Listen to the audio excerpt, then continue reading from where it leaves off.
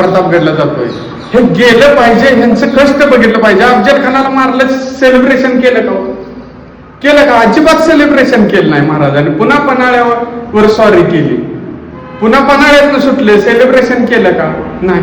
किती वेदना, किती आयुष्यामध्ये त्यांना मान अपमान यश अपयश पचवलं. वयाच्या 50-55 वर्ष माणूस जातो म्हणजे उगाच जात नाही. हे कष्ट घेतलं त्यांनी.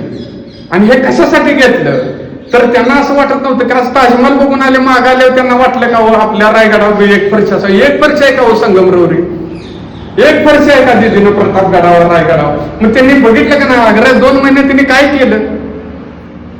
सगळं गावलंय रामसिंगनं, मिर्झा राजा जयसिंगाच्या मुलानं सगळं बघितलं. ह्या डोळ्यानं ताजमहल बघितला, या डोळ्यानं ते सगळे महल बघितले. आपण एखाद्याच्या घरात गेलो पीओपी बघितलं, वाटतं नाही आपल्या घरात कधी असं वाटतं का नाही बाळानं?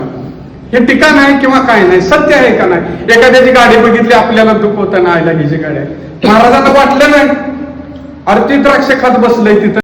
नाही वाटलं, कारण त्यांना आयुष्यामध्ये माहित होतं की हे सामान्य माणसाचं स्वराज्य आलं पाहिजे, गरिबाचं शेती भातीच व्यवस्थित राहिले पाहिजे, आया बहिणीचे आभरू राहिले पाहिजे. माणूस 50 वर्ष जगला पण अमर होऊन गेला का?